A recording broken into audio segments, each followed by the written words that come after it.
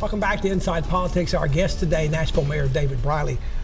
Mayor, a couple other transit questions before we move on to the budget and other topics. A lot of talk during this about we needed to approach this on a regional basis. That sounds like you're going to have to try to get the legislature involved and the new governor and maybe even the surrounding counties. Is it really feasible in your mind that we'd have a single vote on a regional basis to come up with whatever plan we came up with that would address it on a much bigger basis than what we did with this plan?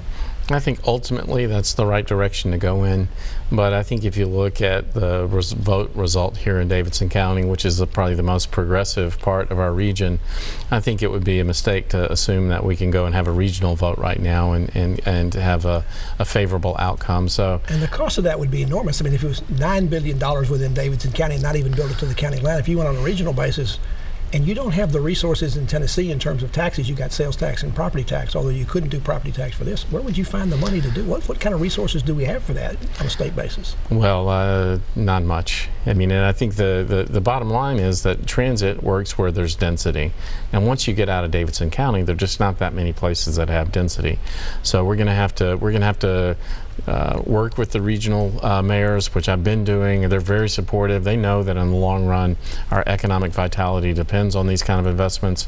But there's work to be done. No matter how you move forward, one group that'll need to be brought to the table, because they were definitely a no group in this, was the African American community. I believe all the districts in the Metro Council that were represented by African Americans voted against this. So how do you bring that group together? There are other issues in the African American community that divide us as well, we'll talk about, but particularly on that one, how do they make them feel like they're involved at the table and can buy into this?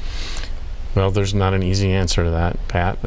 What I'm trying to do is to have good conversations. I plan to work with some of the African American leaders who opposed the transit initiative. We've already been in contact about doing that. One of the things I've learned as mayor is that building trust in the city is an important part of the job. So I intend to do my best in that regard by making sure everybody gets brought along with the economic successes we're having, and that's just not the case right now. In terms of the budget you unveiled this week, you served 2 years as vice mayor, so you were involved in the budget process the last couple of years, but were you shocked to learn how difficult and how tight Metro's finances were? You have depleted reserves, the fund balances are below what they're supposed to be, and you've had lower than expected property tax collections, maybe the most under-collected we've seen or short that we've seen in a long time. Did that surprise you? Well, I was somewhat surprised by some of the circumstances. I will say not all of them, but some of them surprised me.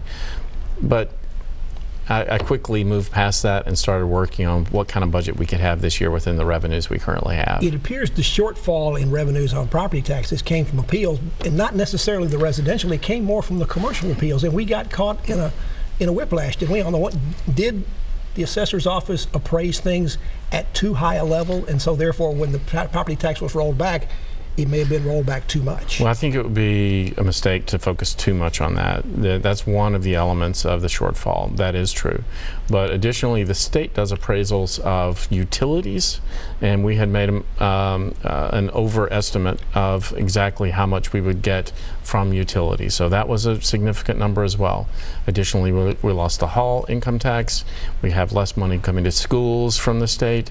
It's a combination of things, including those and the fact that last year we spent a significant amount of money from the undesignated fund balance. The growth in this budget was less than 1%. I can't remember one that grew that less, maybe back in the Great Recession or a few times like that, but are you sure that revenue picture is going to improve going forward? You mentioned the state. They've not exactly been helpful to local governments in terms of doing things lately. They have not. I think we have stabilized in terms of our ability to estimate exactly where revenues are going to be going forward. I'm confident that the estimates that we've got this year are good.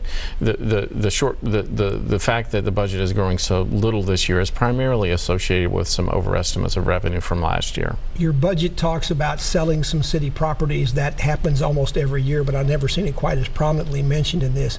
If you have to start selling properties to make the budget match or balance, that's not a good sign. Well, we don't want to do that for recurring needs, that's for sure. The The sale of the Charlotte property, which is in the budget this year, was also in the budget last year, and it's because it's a piece of property that we don't really think we need, but it could be put to use.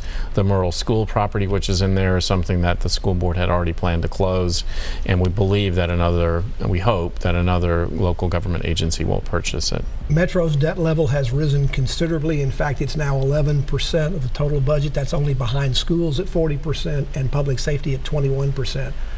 Is that a big concern going forward beyond this year? I mean, if debt service continues to grow, it's going to be able to keep you from being able to deliver services.